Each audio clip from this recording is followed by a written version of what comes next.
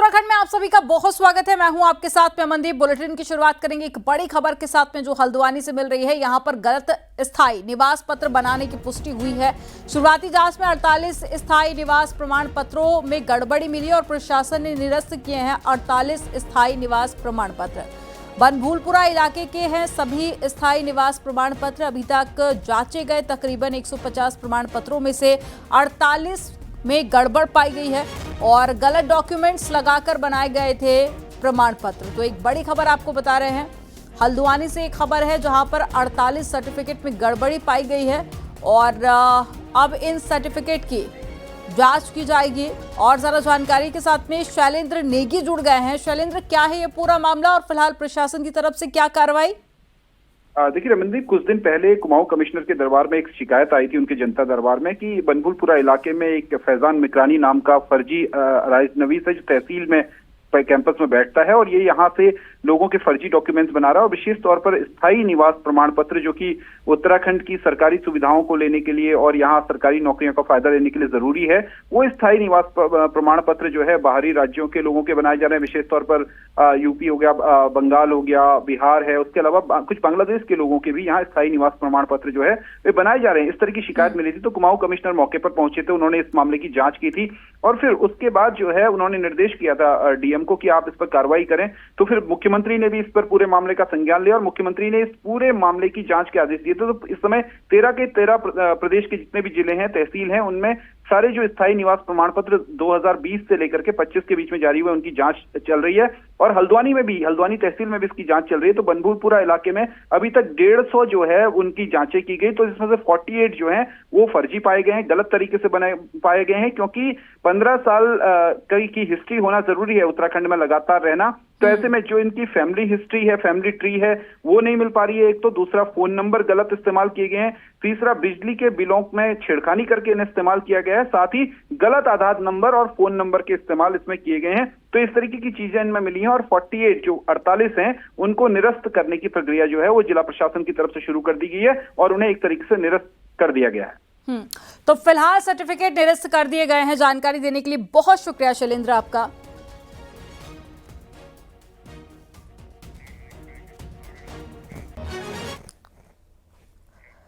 उत्तराखंड में फर्जी निवास प्रमाण पत्र बनाने का मामला लगातार गर्मा गया है और पर्यटन के लिहाज से प्रदेश के सबसे अहम जिले नैनीताल से ही ये प्रकरण हाईलाइट हुआ है। ऐसे में यहां पर सबसे तेजी से जांच शुरू की गई है, लेकिन शुरुआती जांच में ही कई हैरान करने वाले खुलासे हुए हैं। आपको रिपोर्ट में दिखाते हैं।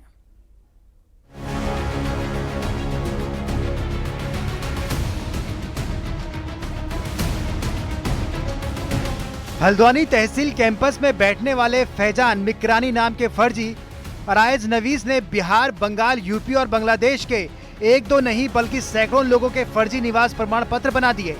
इसका खुलासा पिछले दिनों कुमाऊं कमिश्नर दीपक रावत की छापेमारी के दौरान हुआ, लेकिन इस मामले की जांच अब एसडीएम और पुलिस के स्तर पर चल रही है और इसी जांच में खुलासा हुआ है कि फैजान मिकरानी के इस नेटवर्क में कई कानून के जानकार, नोटरी करने वाले और सरकारी कर्मचारी तक शामिल हैं। इन लोगों का नेटवर्क मिलकर कागजों में कई तरह के तिगड़म कर रहा है। जितने भी वहाँ पे जो हमने 15 नोटिस दिए हैं, जो जिससे संबंधित है वो काम न करके साथ में प्रमाण पत्रों के काम भी कर रहा है, हर तरह के वो काम कर रहा है, जबकि उसके लिए ऑथराइज नहीं है। तो उसी के रिगार्डिंग उनको नोटिस दिए गए हैं और उसका जो जवाब है वो जवाब देंगे, उसके बाद फिर अगली कार्रवाई करेंगे। दूसरी तरफ पुलिस इस मामले की आपराधिक जाँच में भी जुटी हुई है। इस जाँच में भी कई हैरान करने वाली बातें सामने आई हैं। नैनीताल जिले के पुलिस कप्तान इस पूरे मामले की गहराई में जाने के लिए एसआईटी के गठन का प्लान बना रहे हैं। इसमें सिस्टम के बाहर भी अंदर भी और भी लोग हैं, ये सब की जांच अभी प्रचलित है। अभी तो हमने एक छोटा सा चीज़ एक्सपोज किया है, हमें पूरी कॉन्फिडेंट है, हमें पूरी इंफॉर्मेशन है कि ये जो व्यक्ति है इसने विगत 10-12 साल से, जब से ये तहसील में आया है, इसने एक सूत्रीय काम करा है।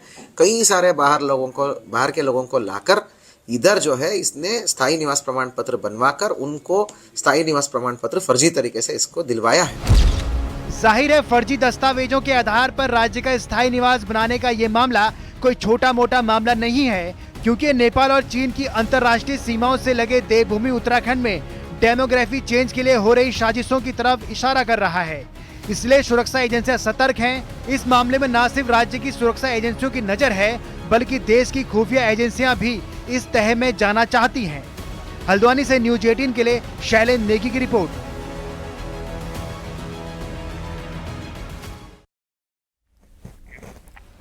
और खबर देहरादून से है, जहां पर बीच सड़क सरेआम गुंडागर्दी करने वाला और पूर्व मुख्य सचिव के बेटे के साथ में मारपीट का आरोपी दिव्य प्रताप के बयान दर्ज कर लिए गए हैं और थाने माफ कीजिएगा, बयान दर्ज करने के लिए थाने नहीं पहुंचा है। बीजेपी के पूर्व विधायक प्रणव चैंपियन के बेटे दिव्य प्रताप ने वकील को भेजकर बयान दर्ज कराने की कोशिश की है और राजपुर थाने में वीडियो कॉलिंग पर ही बयान दर्ज कराए हैं।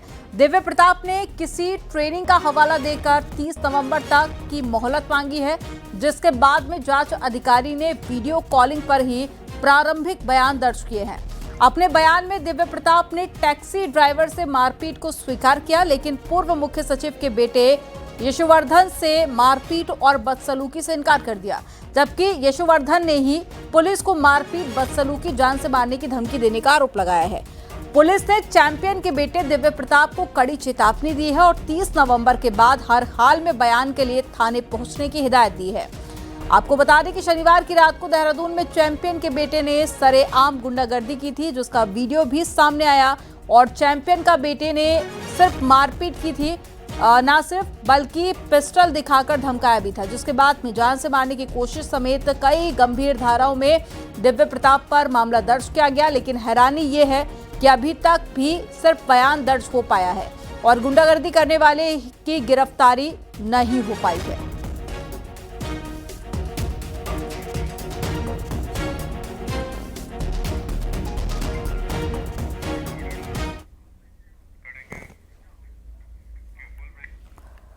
हल्द्वानी से बड़ी खबर है, जहां पर बीजेपी के पूर्व नेता विपिन पांडे को पुलिस ने गिरफ्तार कर लिया है। गोवंश के नाम पर भीड़ को उकसाने के मामले में यह बड़ी कार्रवाई की गई है और पुलिस ने कुसुमखेड़ा इलाके से आरोपी विपिन को गिरफ्तार कर लिया है। विपिन पांडे और उसके साथियों पर उजाला नगर में दुकानों में तोड़फोड़ का आरोप लगा है। एक बड़ी खबर आपको बता रहे हैं, दुकानों में तोड़फोड़ का आरोप लगा तो पूर्व बीजेपी नेता विपिन पांडे को गिरफ्तार कर लिया गया है। गोवंश के नाम पर भीड़ को उकसाने का यह पूरा मामला है।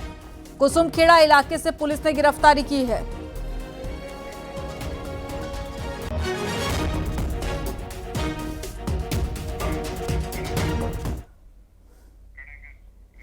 देहरादून से बड़ी खबर है, जहां पर दून की एक प्राइवेट यूनिवर्सिटी पर छात्रवृत्ति घोटाले में ईडी ने शिकंजा कसा और यूनिवर्सिटी के चेयरमैन अनुज अग्रवाल को नोटिस जारी कर दिया गया। SC/ST छात्रवृत्ति घोटाले में ये नोटिस जारी किया गया है। अनुज अग्रवाल को 10 दिन के अंदर ईडी के सामने पेश होने के लिए कहा गया है। छात्रवृत्ति घोटाले में मनी लॉन्ड्रिंग के मामले में ये बड़ी कार्रवाई की गई है। छात्रवृत्ति के नाम पर फर्जी छात्रों पर एडमिशन कराने और फिर उनकी स्कॉलरशिप को हड़पने का मामला है।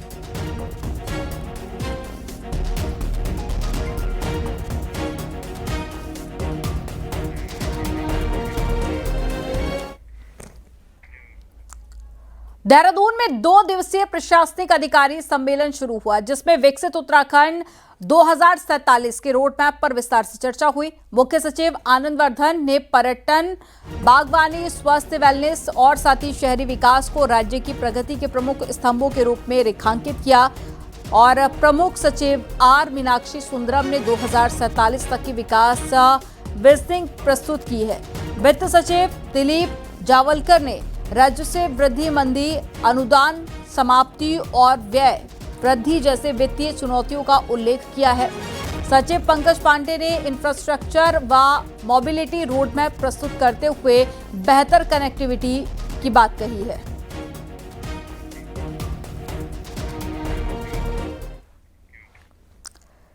बिहार में नीतीश सरकार का शपथ ग्रहण हुआ, जिसमें प्रधानमंत्री मोदी, अमित शाह के साथ में सीएम पुष्कर सिंह धामी भी मौजूद रहे। शपथ ग्रहण समारोह के बाद में सीएम धामी ने कहा कि डबल इंजन की सरकार में तेजी के साथ में काम हो रहा है और बिहार में अब ऐतिहासिक काम होंगे। को और उनके दोनों मुख्यमंत्रियों को और पूरे मंत्रिमंडल के सभी सदस्यों को बहुत बधाई देता हूँ, शुभकामनाएं देता हूँ।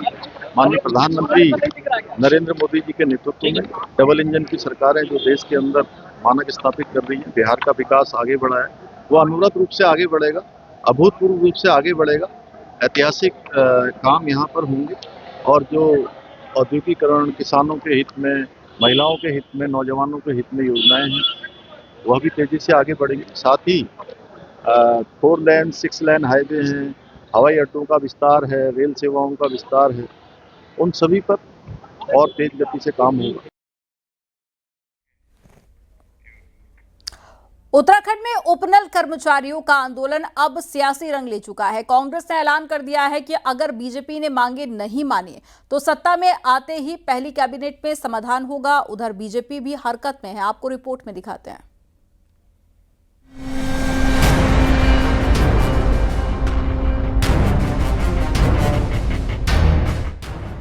समान कार्य, समान वेतन और नियमितीकरण की मांग पर 22,000 उपनल कर्मचारी पिछले 11 दिनों से सड़क पर हैं।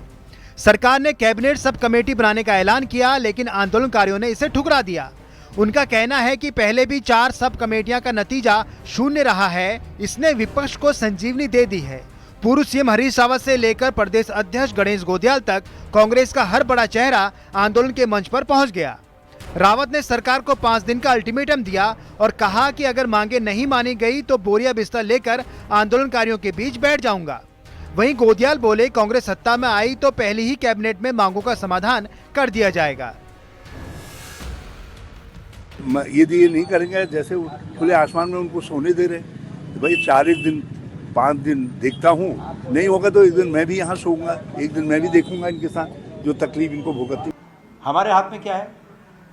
गढ़वाली समझते हो आप लोग? उचाना है हमारे हाथ में। हमने उचाना कर रखा है, हमने उचाना कर रखा है कि पहले तो ये सरकार करे पुजाई, क्योंकि पुजाई करने के संसाधन इनके पास है। पर अगर ये सरकार पुजाई नहीं करते तो हमारी जिस दिन सरकार बनेगी, हमने ये उचाना कर रखा है कि गैरसैंण से पहली कैबिनेट में इस बात का निराकरण हम करेंगे कि जो सुप्रीम कोर्ट के आदेश हैं उस आदेश का अक्षरशः पालन हो। कांग्रेस के तेवर बढ़े तो बीजेपी ने भी मोर्चा थाम लिया। बुधवार को सैनिक कल्याण मंत्री ने उपनल कर्मियों से बातचीत की, लेकिन नतीजा सिफर रहा। गुरुवार को पार्टी अध्यक्ष महेंद्र भट्ट मैदान में उतरे। पहले उपनल कर्मचारी संघ के अध्यक्ष को फोन किया, फिर सैनिक कल्याण मंत्री से लंबी चर्चा की। भट्ट ने संकेत दिए कि बीच का रास्ता जल्द निकाल लिया जाएगा। उनके नियमितीकरण का रास्ता निकालेंगे, उसके लिए कमेटी बनी है। और मैं आपके चैनल के माध्यम से उपनल से अपील भी करता हूं कि सरकार से उनकी वार्ता चल रही है, वार्ता बंद ना हो। कल गणेश जोशी जी ने वार्ता की है, निश्चित रूप से दोबारा उनसे वार्ता होगी। उनके विभाग के मंत्री उपनल क्षेत्र गणेश जी देखते ही हैं और वो भी उनके हित में हमेशा बोलते रहते हैं। तो मुझे लगता है 1-2 दिन के अंदर समाधान से निकल जाएगा। चुनावी साल और 22,000 कर्मचारियों का गुस्सा, न सरकार इसे नजरअंदाज कर सकती है, न विपक्ष जाने देने के मूड में है। और यही वजह है कि खुले आसमान के नीचे यह आंदोलन दिन ब दिन और गर्म होता जा रहा है। देहरादून से न्यूज़ 18 के लिए सुनील नप्परभात की रिपोर्ट।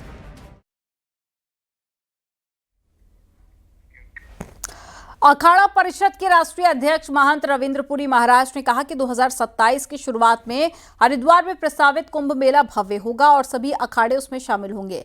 अखाड़ा परिषद के अध्यक्ष का बयान कुछ दूसरे संतों की प्रतिक्रिया में आया है, जिन्होंने कुंभ आयोजन को लेकर संशय जताया था। अखाड़ा परिषद ने दावा किया कि परिषद न केवल कुंभ मेले को करवाने में सहयोग दे कि बल्कि तमाम अखाड़े की पेशवाई भी पूरी धूमधाम के साथ में निकाली जाएगी। महेंद्र रविंद्र पुरी ने दावा किया है कि अखाड़ों के बीच में कुंभ को लेकर कोई मतभेद नहीं है और पुष्कर सिंह धामी सरकार कुंभ को लेकर पूरा सहयोग कर रही है। हमारे माननीय प्रधानमंत्री जी हैं और हमारे उत्तराखंड के मुख्यमंत्री जी हैं, वहाँ सब संभव है। कुंभ होगा, बिल्कुल बहुत दिव्य भव्य और सुरक्षित कुंभ होगा। विवाद तो होते रहते हैं, अब जिनको जो कहना है वो तो कहते रहेंगे, लोगों का काम है कहना, लेकिन अखाड़ों का काम है कुंभ करना। अखाड़े कुंभ करेंगे। जितने भी अखाड़े हुए हैं, इससे पहले भी सभी अखाड़ों से जो है वार्ता हुई थी। मेरी वार्ता नहीं हुई थी, सरकार की वार्ता हुई थी और सरकार ने सभी अखाड़ों से पूछा था जो जो सुविधा आपको चाहे वो आप लिख के दीजिए। कई अखाड़ों ने लिख के दिया है, मुझे पूछा गया था, मैंने भी लिख के दिया था भाई हमें ये व्यवस्थाएं चाहिए। तो सरकार जो है पूरा प्रयास उनका है कि इस बार का जो कुंभ होगा बहुत ही सुंदर दिव्य भव्य कुंभ होगा। कोटद्वार पहुंचे पूर्व वन मंत्री हरक सिंह रावत गुरुवार को लालढांग चिल्लरखाल मार्ग को लेकर चल रहे विरोध प्रदर्शन में शामिल हुए। इस दौरान उन्होंने सरकार पर और स्थानीय विधायक रितु खंडूरी पर जमकर हमला बोला। हरक सिंह रावत ने कहा कि सरकार ने सुप्रीम कोर्ट में सही से पैरवी नहीं की, जिसके चलते लालढांग चिल्लरखाल मार्ग के निर्माण का कार्य अटक गया। उन्होंने कहा कि इस मार्ग के बनने से न केवल कोटद्वार को बल्कि पूरे गढ़वाल को इस सड़क के बनने से फायदा मिलेगा। कि वे सड़क तो पहले से पक्की है, बने नियम से पहले से पक्की है, तो मुझे लगता कि सुप्रीम कोर्ट इसको रोक नहीं सकता था। माने सुप्रीम कोर्ट में ठीक से पैरवी नहीं की गई इस सड़क की, ठीक से तथ्य नहीं रखे गए, नेशनल वाइल्ड लाइफ बोर्ड की स्वीकृति नहीं रखी गई। अगर वो स्वीकृति रखी गई होती तो कोई रोक माने सुप्रीम कोर्ट नहीं लगाता। तो मैं इसलिए कह रहा हूँ इसमें ठीक से पैरवी होनी चाहिए, इस सड़क पे ठीक से पैरवी होनी चाहिए, और अगर ये ठीक से पैरवी होगी तो निश्चित रूप से मुझे नहीं लगता कि इस सड़क पे कोई रुकावट है। भूमिहीन किसानों के पट्टों पर मालिकाना हक की मांग को लेकर गुरुवार को भगवानपुर तहसील में धरने पर बैठे लोगों में समर्थन में पूर्व मुख्यमंत्री हरीश रावत पहुंचे। इस दौरान उन्होंने कहा कि हम इस लड़ाई को सड़क से लेकर सदन लड़ेंगे। उन्होंने कहा कि मुख्यमंत्री आवास के सामने वो विधायक ममता राकेश नेतृत्व में उपवास पर भी बैठने की चेतावनी उन्होंने दी। कहा कि श्रेणी 3 के पट्टे जिन्हें खारिज कर दिए गए हैं उन पर मालिकाना हक की मांग अब तेज हो गई है। चाहे वो चकबंदी वाला हो ये वाला हो, लड़ेंगे। हमारी लड़ाई जो है ये बहुत बड़ा अन्याय है। आप कैसे उन पट्टों को निरस्त कर सकते हैं? और फिर एक सरकार जो यहाँ की चुनी हुई सरकार थी, वो सरकार ऐसे सब लोगों को, ऐसे सब कब्जेदारों को मालिकाना हक दे करके गई है। जब तक वो कानून प्रभावी है और जब तक वो रद्द घोषित नहीं होता है तो कैसे आप उनके मालिकाना हक को छीन सकते हैं जो एक सरकार ने दिया है। उत्तराखंड में एक जनजाति ऐसी भी है जिसकी तादाद बहुत कम है। वनराजी जनजाति दुनिया की उन जातियों में शुमार है जिन्हें विलुप्त होने से बचाने की कई कोशिशें हो रही हैं, लेकिन पंचायत के उपचुनाव में इस जनजाति के गांव खेतार कल्याण को ग्राम प्रधान मिल पाना नामुमकिन सा हो गया है। आखिर क्या है इसके पीछे की वजह, आपको रिपोर्ट में दिखाते हैं।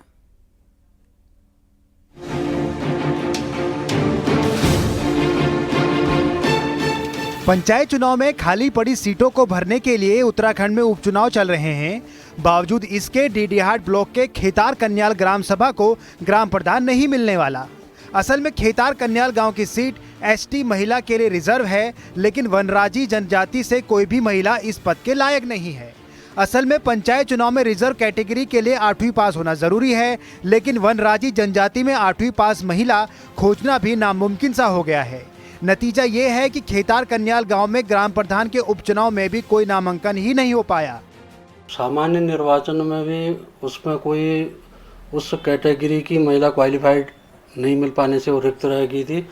अब जब दोबारा ये वर्तमान में उपचुनाव चल रहा है तो इसमें भी वही समस्या फिर वो होगी, तो इसलिए उसमें नामांकन नहीं हुआ। खेतार कन्याल गांव की आबादी 920 है, जिसमें से 478 महिलाएं हैं। उत्तराखंड में वनराजी जनजाति में सबसे अधिक पिथौरागढ़ में रहती हैं। धारचूला, डीडीहाट और कनाली छीना में ये जनजाति अपने वजूद के लिए लगातार जद्दोजहद कर रही हैं, लेकिन शिक्षा की कमी इस जनजाति को गांव की सरकार से दूर कर रही है। यही नहीं, ये राज्य की इकलौती ग्राम सभा है जहां ना तो मुख्य चुनाव में उम्मीदवार मिल पाया था और ना ही अब उपचुनाव में।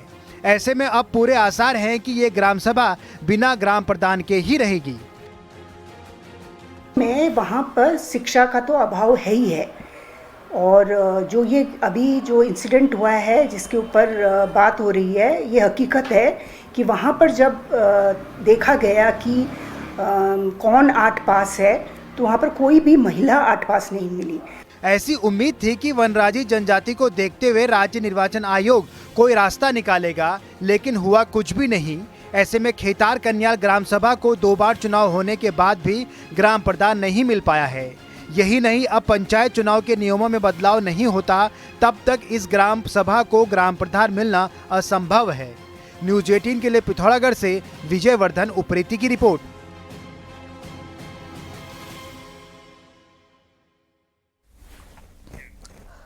उत्तरकाशी के पुजार गांव धनारी में पारंपरिक सिद्धेश्वर दिलंक मेला हर्षोल्लास के साथ में मनाया गया। इस मौके पर 3 गांवों के बीच में हुआ रस्साकसी का मुकाबला पुजार गांव ने जीता और मेले में ग्रामीण जंगल से चीड़ के गिरे एक बड़े पेड़ को खींचकर गांव लाए, जहां पर रस्सों के सहारे पेड़ को खड़ा किया गया। इस दौरान 3 और रस्सियां बांधी गई थी और इसे देखने के लिए बड़ी संख्या में गांव वाले पहुंचे थे। इस दौरान प्रांगण में ग्रामीणों ने देव डोलियों के साथ में रासो तांदी नृत्य भी किया। ग्रामीण इसे बुराई पर अच्छाई के रूप में देखते हैं, शक्ति प्रदर्शन का आयोजन करते हैं। मेले के दौरान ग्रामीणों ने सिद्धेश्वर महादेव से क्षेत्र की सुख समृद्धि की कामना की।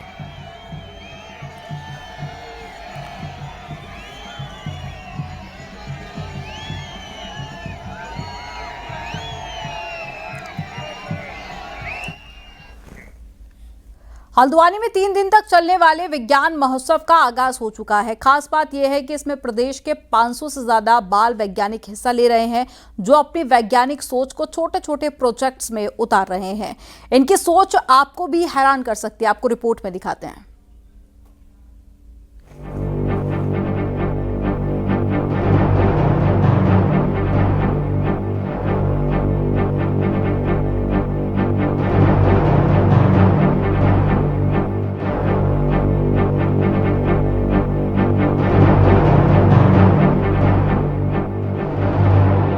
ये नन्हे वैज्ञानिक हल्द्वानी में अपनी वैज्ञानिक सोच का प्रदर्शन कर रहे हैं, वो भी अपने छोटे छोटे साइंस प्रोजेक्ट के जरिए। रुड़की साई जर्री ने एक ऐसा विमान डिजाइन किया है जिसमें दुर्घटना के समय हर यात्री सुरक्षित रह सकेंगे। उन्होंने इमरजेंसी हालात में विमान से अलग होने वाला यात्री कैबिन तैयार किया है। वहीं उत्तरकाशी से आए मनदीप ने CO2 की मदद से जंगलों की आग बुझाने वाला ड्रोन तैयार किया है। प्रतिष्ठा और लक्ष्य जैसे बच्चे भी अपने नायाब प्रोजेक्ट लेकर इस विज्ञान महोत्सव में शामिल हुए हैं।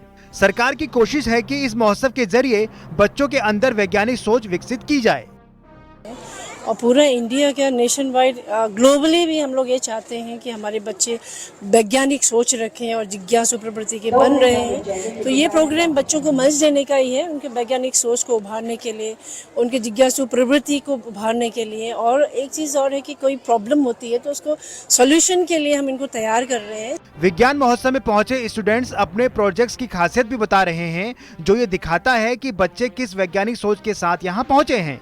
तो हम बताना चाहते हैं सर, ये हमने एक एरोप्लेन बनाया है जिसमें डिटैचेबल कैबिन होगा और अगर कोई भी ऐसी समस्या आती है जैसे इंजन फेल हो जाए या कोई भी इंजन बंद हो जाए तो पायलट एक बटन दबाएगा जिससे एक कैबिन बाहर निकल जाएगा जिसमें पैसेंजर्स होंगे। सर वो ऐसे होगा और पैराशूट्स के द्वारा वो आसानी से ज़मीन पे लैंड कर कि बरसात के मौसम में हम अपने कपड़े बाहर छोड़ करके कहीं चले जाते हैं तो मेरे इस प्रोजेक्ट की हेल्प से इसमें जैसे ही बारिश आएगी तो कपड़े खुद ही अंदर चले जाएंगे।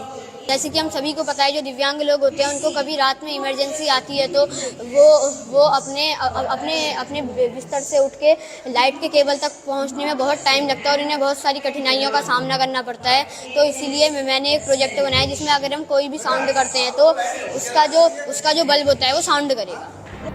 प्रदेश के 13 जिलों के अलग अलग स्कूलों से आए 500 बच्चों के दिमाग में विज्ञान के कई फॉर्मूले उछल कूद रहे हैं। इन्हीं दिमागी उछालों से साइंस के नायाब नमूने तैयार हो रहे हैं। यही नमूने आने वाले दिनों में देश को आधुनिक और वैज्ञानिक बनाने में मददगार साबित होंगे। हल्द्वानी से न्यूज 18 के लिए शैलेंद्र नेगी की रिपोर्ट। क्या रुकेंगे एक छोटे से ब्रेक के लिए, आप देखते रहिए न्यूज 18।